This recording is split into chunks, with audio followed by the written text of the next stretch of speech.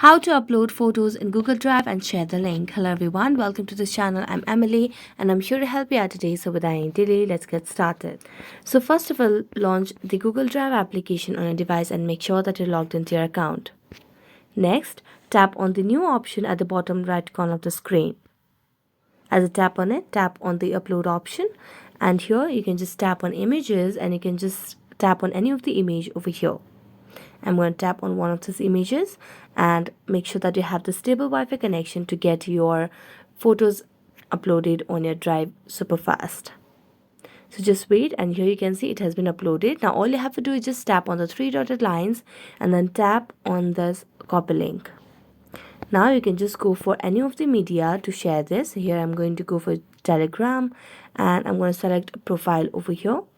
So I'm going to just tap on one of these and then tap on the link over here and then send it. And there you go. So thank you so much for watching this video. See you next time.